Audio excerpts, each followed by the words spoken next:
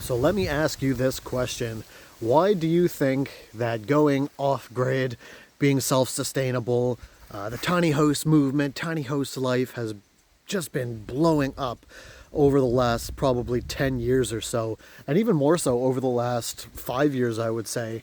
The quote-unquote tiny house movement has just it seems to be just exploding. More and more people want to get into living into a tiny house. They want to declutter themselves. So, I'm just curious. I know a lot of my viewers are looking into or are living in a tiny house, maybe on a farm or some sort of self-sustainability and growing a garden and hunting and all that stuff. So, what are some of the reasons that you chose this way of life? And there's so many different answers, so many things go into this. And I'm just curious because we look at the world, we look at what's happening in the world right now. And is it people, are people turning to this lifestyle because they're just tired of materialism? We see that being promoted and pushed so much in today's day and age that I've talked upon it in other videos as well, that you work, possibly for a job that you don't like, to have a house that you don't even want to pay bills to keep that cycle going. So you're just stuck in this continuous cycle of living a life and doing things that you don't want to be doing. And it just burns you out physically, burns you out mentally, just burns your spirit, your body, and your soul out completely, and you almost turn into a person that you don't even recognize anymore.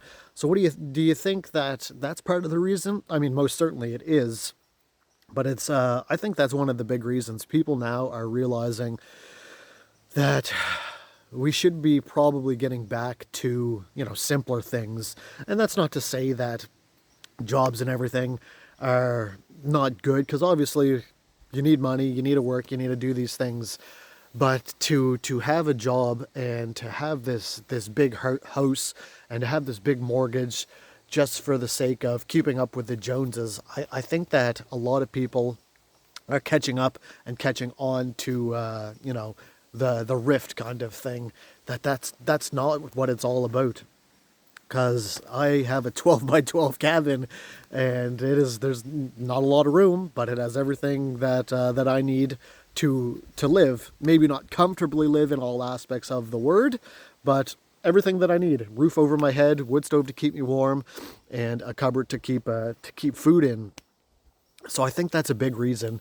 Is even when you have a big house, 9 times out of 10, you don't really use a lot of the room in the house for other things. You really specifically maybe are in one or two areas of that house, being at the kitchen or the living room.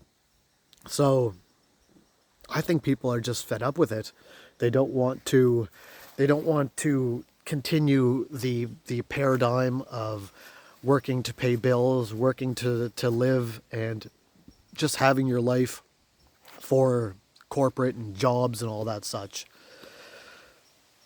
It's that was part of it for me, and I think that it opens up a lot of freedom too when you try to drop that facade. You don't need a lot of things to survive. You need even less to be happy. I did a lot of traveling in my 20s, and some of the happiest people that I've seen literally lived in a room smaller than my cabin, and there would be 8, 10, 12 of them in that room, and they were some of the happiest people that you would meet. They would give you the shirt off their back. And it's the same thing when you talk and you meet homeless people and you get out into the communities and such, that if you ask a homeless person for maybe a couple dollars or $1 or something, that may be all the money that they have, but the chances are they'll be more willing to give you it, because they know the struggle of not having enough, of less. So they'll help you out, as opposed to somebody who has all this money and all this time and all these resources who won't help you out. It's super, super interesting. And I know for me and my journey, I've talked about it in another video about how our grandparents used to live, and growing things and bartering. And there's just something so simple about going out in the garden in bare feet, and you get dirt on your hands, dirt in your fingernails, and you just smell it. It's euphoric. It's just such great feeling to get digging into the garden and to plant plants, and especially when you can start to harvest things from those plants. It comes full circle. The amount that you put into the garden usually equates to what you're going to get out of it if you don't do very much work. I mean, you're still going to get some stuff out of the garden, but not as much as if you just, you go all in and you put all this work into your garden. It is an absolutely wonderful feeling to plant plants and be able to reap what you sow. It's absolutely wonderful to get out in nature and to listen to the wind blowing as it is right now, the squirrels chirping in the background.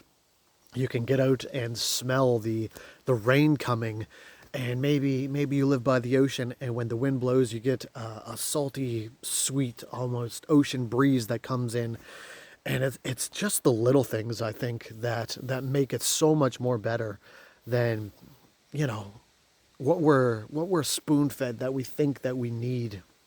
And I think that's a big driving force to what people want, and to just get back to the simpler times. That gives you so much more room and money for the things that you want to pursue. Gives you a lot more time for family. Gives you, if one of your passions is traveling, downsizing and living in a smaller place could give you that much more money for traveling and doing the things that you want, that fuel your soul. Passion projects, whether it be woodworking or painting, drawing, I don't know, any kind of art or creation. And just getting back to that is just, there's something about creating things. And I don't mean in the sense of like obviously God or anything, but I just mean like artistic, letting your artistic vibe and your artistic flow just come forth, and activating that creative part of your brain again. There's something about it that is just so gratifying and invigorating. I know when I do woodworking and anything like that, it's so cool to have an idea in your mind, and then you start working, you start these different processes, and cutting and sanding and screwing and gluing and nailing, and all of a sudden by the end of it, you what was in your brain now is literally in front of you, and you can kind of sit back and look at it and be like, wow, I built that, I created that. That is amazing. That's something special. And it's the same thing with painting and drawing and photography and all of that stuff. Getting back to the creative arts and just formulating our own thoughts and opinions. And I think that's something that mainstream and whether it be the government or what have you, that's influencing your view. I think that's something that they don't want the people to have, is to be creative, is to realize that they can go against the grain, that they can be a fish swimming upstream. You don't have to conform to everyday life. You don't have to conform to what societal standards tell you. You don't have to fit into this box of X, Y, Z. And that's one of the greatest things that traveling has taught me, is you can break free from the box. You can break free from what you think is you should be doing, and you can start to actually learn who you are as a person. And especially when you add God into this mix as well, it's truly, truly amazing when you start to realize that everything that's spoon-fed from you, that were programmed into us from just such a young age, a lot of it really doesn't matter. To be honest with you, a lot of it just really doesn't matter. And people, like I mentioned, people are just getting burnt out. They're getting sick and tired of chasing the grind. How often is it that we look out into social media, into friends or family, the hustle culture? And there's nothing wrong with that either. If that's what you want, you want to hustle and you want to try and build your business and better yourself, and that's completely fine. But I think there is a point where it is just too much, and you just see people glorifying, oh, I worked 90 hours, I worked 100 hours last week, and I don't know, I've worked 12-hour days, I've worked 14-hour days, and I mean, I don't know. I can't justify it. And I'm not saying that if you need to do it, you need to do it. It is what it is, right? But there is definitely a light at the end of the rainbow. But when people, glorify it it almost becomes, its own evil almost, and it just takes over your life. And in glorifying things, that brings me to my next point is, what do you all think about the tiny house life, going off grid, self-sufficiency, self-sustainability and all that? What do you think about other people glorifying it? Because I honestly think that there are so many people out there that are just portraying it as, oh, this is great, this is the end all, the be all, it's all sunshine and rainbows and happy go lucky, and once you sell all your things and you downsize and you're a minimalist, you're not going to run into any problems, everything is all great. That is definitely not the case. That is definitely not the case. Now, well, it is a lot more better for the soul, better for the mind, better for the body. What you do run into is just different problems, different challenges than normal everyday life. It definitely is in a different scenario of easy and hard, but how people glorify it, and it's just saying, oh, this is wonderful, this is all sunshine and rainbows, yippee hippie, woohoo, right? This is amazing. Well, I don't know if they're being 100% honest, or maybe they just have all the money in the world and at their disposal, because that's far from the experience that I had. But I'm trying to do what I do on a very, very, very limited budget. It's, you try and scrape a nickel into a dollar almost kind of thing. So I know that glorifying the lifestyle has played a big part into a lot of people switching over and trying it, and not hating anybody that's switching over and wanting to try it. If you have that gusto, you're really never going to know unless you do it, if that life is for you. But so many people are just have everything and anything, and this is all just sunshine and rainbows, and make this switch and you'll have the same thing. Well, it's not guaranteed. So I just was curious on your guys' thoughts and opinions on this. As you see, I'm out here into the woods going on a little bit of a nature walk. And we just see that the off-grid life, self-sustainable living, van movement, tiny house movement is really going gung-ho. And it could also be, not could also be it, I'm sure that a huge part of it also plays in the fact that everything is getting so expensive. We look at houses, you'd be, when I got my first house, I got it under $100,000, right? So, and now we see houses, a regular plain Jane, nothing special, going for 500, 600,000 plus. We see houses for sale, depending on where you are, for $1 million, and it's literally just this cookie cutter cube with nothing crazy, nothing spectacular, and they're looking for $1 million in it. Same with rent. Rent has just absolutely skyrocketed. Rent is crazy. You could be paying $2,000, $3,000, $4,000 for a 1 or 2 bedroom place that just doesn't have really any good amenities. It's just a place to lay your head. And like I was saying earlier, then you're going to pay all this money and work all these hours to just live in a place to sleep, to work, kind of thing. Not to mention groceries. Groceries are getting expensive. The stuff that the chemicals that they're putting in groceries, all these preservatives and dyes, and they're just trying to poison us left, right, and center. So I think all of that has something to do to it as well, because when you know what goes in your garden, when you know what you're growing and you grow it with your own 2 hands, it's such a rewarding feeling, as opposed to going to the grocery store and you look at the back of something and you're like, I can't even pronounce this word of ingredients, that's all in it. It's benzomycyl, you know what I mean? It's just these words that are just, you need a master's scientific degree to understand what they're trying to say to you. And that's the normal. Getting people sick, getting people just anxious and unhealthy, and keeping us in that box that they want us in. And I think that plays a huge role in it. People are waking up and realizing health is wealth. If you don't have your health, you really don't have anything. You could have $1 billion in the bank, but if you are sick, what good is it, right? Health is wealth.